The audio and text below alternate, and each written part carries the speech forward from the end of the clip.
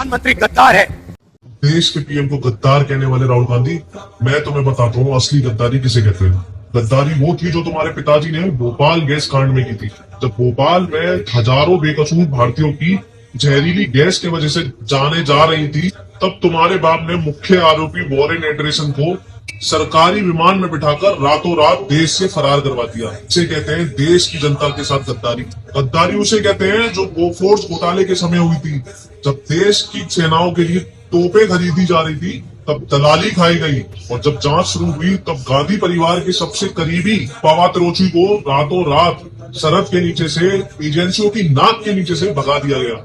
इसे कहते हैं देश की सेना के साथ गद्दारी। गद्दारी उसे कहते हैं जब 1971 में तुम्हारी दादी ने, इंदिरा गांधी ने, पाकिस्तान के 30,000 सैनिकों को सिर्फ इसलिए छोड़ दिया कि अपने 54 सैनिकों को वापस लेके आया जा सके, लेकिन आज तक उनमें से एक भी सैनिक वापस नहीं आया।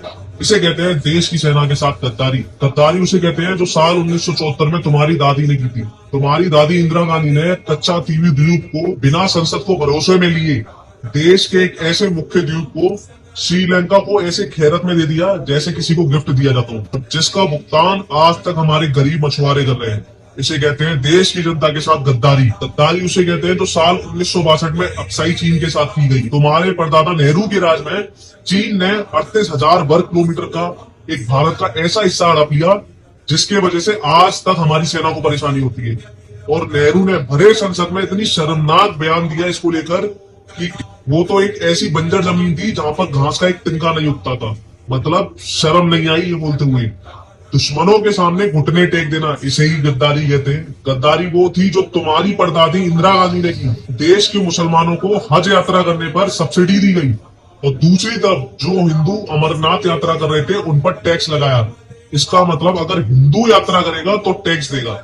इसे कहते हैं देश के हिंदुओं के साथ गद्दारी। गद्दारी उसे कहते हैं जब हमारे प्रभु श्री राम जी का अयोध्या में मंदिर बनाया जा रहा था, तब तुमने और तुम्हारी पार्टी ने देश के ऐसे जाने माने 28 वकीलों को अगेंस्ट में खड़ा किया कि जिससे का मंदिर का निर्माण ना हो सके। इसे कहते हैं देश के हिंदुओं के साथ गद्दारी। और ऐसे ही तुमने और तुम्हारे पूरे खानदान ने देश के साथ इतनी गद्दारी की है कि मैं अगर बताने पे आऊं तो मुझे सुबह से शाम हो जाए, लेकिन तुम्हारी गद्दारी के पार्ट खत्म नहीं हो सकते। और तुम एक ऐसे इंसान को गद्दारी का टैग दे रहे हो जिसको 140 करोड़ों ने मिलकर चुना है। शर्म आनी चाहिए तुम्हें, शर्म। जब भी राहुल गांधी माइक पकड़ते हैं, कुछ लिसनर्स सीरियस और कुछ लिसनर्स पॉपकॉर्न हाथ में क्या नहीं पकड़ लेते हैं। राहुल बाबा की स्पीच शुरू होती है भाषण से, पर एंड होती है मीम्स के बीच से। राहुल बोले आइडियाज की बात, हम व्यूअर्स ढूंढते हैं पंचलाइन हर बार।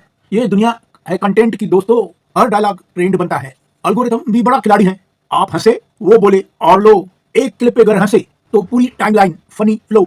देखो हर लीडर की एक साइड फनी दिखती है, ये सच्चाई थोड़ी डीप है बॉस। अगली बार जब स्पीच हो तो आप हंसें, जरूर हंसें, पर 1 सेकंड रुक कर पूछें मैं समझ रहा हूं या बस मजा ले रहा हूं। क्योंकि रियल स्मार्ट वो हैं जो कॉमेडी में भी मीनिंग ढूंढ लें और कंटेंट के पीछे की रियलिटी को भी पहचान लें। तो चलिए दोस्तों, मिलते हैं अगले एक वीडियो में खूब मजा लेने के लिए।